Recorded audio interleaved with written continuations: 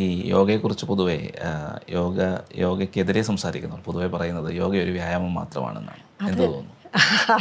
അത് സാധാരണ ആൾക്കാരുടെ ഒരു കൺസെപ്റ്റ് അതാണ്. ഇപ്പോഴും നമ്മുടെ യോഗ സെൻറ്ററുകളിൽ പോകുന്ന ആൾക്കാരും അത്രേ ചിന്തിക്കുന്നുള്ളൂ. യോഗ ഒരു ശാരീരിക വ്യായാമമാണ് എന്നാണ് ചിന്തിക്കുന്നത്. യോഗ ഒരു ശാരീരിക വ്യായാമമല്ല, അതൊരു ഭാഗം മാത്രമേ ആകുന്നുള്ളൂ. അഷ്ടാംഗ യോഗയിലെ ഒരു ഭാഗം മാത്രമാണ് ആസനാസ് എന്ന് പറയുന്നത്. അതിൽ ഇനിയും ബാക്കി കുറേ കാര്യങ്ങളുണ്ട് നമ്മൾ ആചരിക്കേണ്ട. യോഗ എന്ന് പറയുന്നത് ഒരു ജീവിതചര്യയാണ്, ഒരു ജീവിത ശൈലിയാണ്.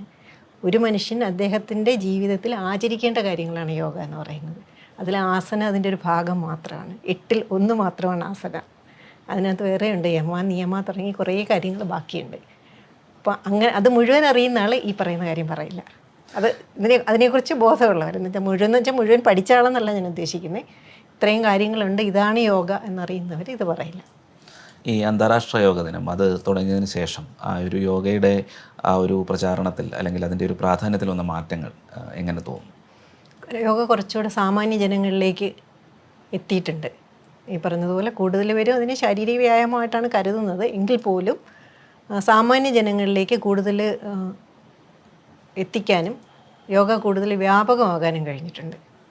പിന്നെ പൊതുവേ ഈ ടെൻഷനുള്ള ഏരിയയിലുള്ള ആൾക്കാരൊക്കെ ഇപ്പം യോഗയിലേക്ക് തിരിയാൻ, യോഗയിൽ അന്വേഷിച്ച് വരാൻ തുടങ്ങിയിട്ടുള്ളൊരു സാഹചര്യമുണ്ട്. മാത്രമല്ല മറ്റ് രാഷ്ട്രങ്ങളിലെ സൈനിക മേഖലകളിൽ ഉൾപ്പെടെ യോഗ വിഷയമായിട്ട് മാറും. എനിക്ക് തോന്നുന്നു നമ്മുടെ ഇവിടെയുള്ള ആളുകൾ കാണുന്നതിനേക്കാൾ കുറച്ചുകൂടെ സീരിയസ് ആയിട്ട് പുറത്തുള്ള ആളുകൾ യോഗയെ കാണുന്നുണ്ട്. ഇപ്പോൾ ഇത്രയും കാര്യങ്ങൾ പഠിച്ചിട്ടുണ്ട്, പഠിപ്പിക്കാനുള്ളൊരു സാഹചര്യം ഉണ്ട്, പക്ഷേ പഠിപ്പിക്കുന്നില്ല. അപ്പോൾ എന്തായിരിക്കും ഒരു ഭാവിയിലേക്ക് അങ്ങനെ വല്ലതും ചിന്തിക്കുന്നുണ്ടോ? ഭാവിയിലേക്ക് എന്നെ സംബന്ധിച്ച് ഞാൻ ശരിക്കും ഒരു കൺഫ്യൂഷനിലാണ്. ഇതൊരു മോണിറ്ററി ബെനിഫിറ്റിലേക്ക് ഒരു ബിസിനസ്സാക്കി കൊണ്ടുപോകണോ, അതോ എനിക്കൊരു ഈ പറയുന്ന അവസ്ഥയിലുള്ള, അതായത് ഗർഭകാല അവസ്ഥകളിലൂടെ കടന്നു പോകുന്ന സ്ത്രീകളെ സഹായിക്കാൻ ഇഷ്ടം തന്നെയാണ്. പക്ഷേ അതിനെ ഒരു ബിസിനസ്സാക്കി അല്ലെങ്കിൽ ഒരു സ്ഥാപനമാക്കി കൊണ്ടുപോകണോ എന്നുള്ള കാര്യത്തിൽ ഞാനിപ്പോഴും കൺഫ്യൂസ്ഡാണ്. പിന്നെ എൻ്റെ ഒരു സുഹൃത്ത് കോഴിക്കോട് ഒരു സ്ഥാപനം നടത്തുന്നുണ്ട്, എഹസാസ് എന്ന് പറഞ്ഞിട്ട്. അത് പോസ്റ്റ് നേറ്റൽ കെയറാണ്. ഇതുപോലെ ഇപ്പം ഞാൻ പറഞ്ഞില്ലേ, ന്യൂക്ലിയർ ഫാമിലിയിൽ ഹസ്ബൻഡ് ആൻഡ് വൈഫ് മാത്രമേ ഉണ്ടാവുള്ളൂ, അല്ലെങ്കിൽ വീട്ടിൽ മറ്റ് സാഹചര്യങ്ങൾ കൊണ്ട് അവർക്ക് അത്രയും കെയർ കൊടുക്കാൻ പറ്റത്തില്ലെങ്കിൽ നേരെ അവിടെ കൊണ്ടാക്കിയാൽ മതി. അവർ ഫുള്ള് അമ്മയുടെയും കുഞ്ഞിൻ്റെയും ഫുള്ള് ശുശ്രൂഷ അവർ ഏറ്റെടുത്ത് പണ്ട് നമ്മുടെ കൂട്ടുകുടുംബങ്ങളിൽ ചെയ്തിരുന്നത് പോലെ ചെയ്യുന്നൊരു സ്ഥാപനമാണ് അവിടെ. അപ്പം അതുപോലെയുള്ള സ്ഥാപനങ്ങളുമായിട്ട് അങ്ങനെ സഹകരിച്ചുകൊണ്ട് എൻ്റെ സർവീസ് കൊടുക്കുന്നതിനെക്കുറിച്ചും ആലോചിക്കുന്നുണ്ട്. അവർ കൊച്ചിയിലൊരു ബ്രാഞ്ച് തുടങ്ങാൻ പോകുന്നുണ്ടോ എന്ന് പറഞ്ഞു. പക്ഷേ ഞാൻ പറഞ്ഞില്ലേ, എനിക്കിതിൽ വലിയ മോണിറ്ററി ബെനിഫിറ്റിനോട് താല്പര്യമില്ല, സഹായം ചെയ്യാൻ താല്പര്യമുണ്ട് ഇപ്പോഴും. അതുകൊണ്ട് പഠിപ്പിക്കാൻ ഇതുവരെ ഞാൻ ആ ഒരു രീതിയിലേക്ക് ഇറങ്ങിയിട്ടില്ല.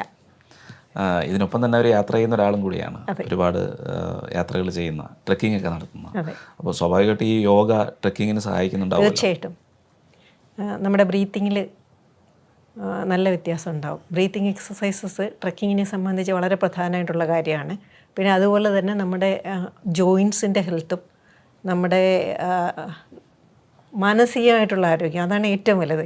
നമുക്ക് മനസ്സ് വേണം. എത്ര വലിയ മൗണ്ടൻ ആയാലും നമ്മളതിൻ്റെ മുകൾ വരെ നമ്മൾ സബ്മിറ്റ് ചെയ്യും എന്ന് നമുക്കെപ്പോഴും മനസ്സിലൊരു ഒരു ആത്മവിശ്വാസം വേണം. എങ്കിൽ മാത്രമേ നമുക്കത് മേളിലെത്താൻ പറ്റുള്ളൂ.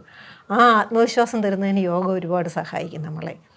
പിന്നെ ഈ പറഞ്ഞ കണക്ക് യോഗ ഒരു സ്ലോ എക്സസൈസ് ആണെങ്കിലും ബോഡിയെ സ്ട്രെങ്തൻ ചെയ്യുന്നതിന് ഏറ്റവും നല്ലൊരു മാർഗം തന്നെയാണ്. ബോഡി നല്ല സ്ട്രോങ് ആവും.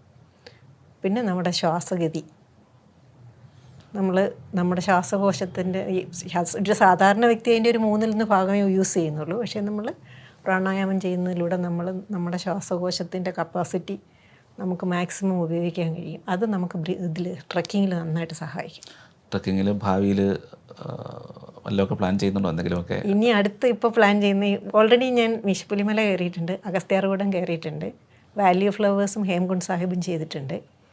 ഇനിയിപ്പോൾ അടുത്ത ഓഗസ്റ്റിൽ കാശ്മീർ ഗ്രേറ്റ് ലേക്സ് എന്ന് പറഞ്ഞിട്ടൊരു ട്രക്ക് പ്ലാൻ ചെയ്യുന്നുണ്ട്. ഇപ്പോൾ അതിൻ്റെ പ്രിപ്പറേഷൻസിലാണ്.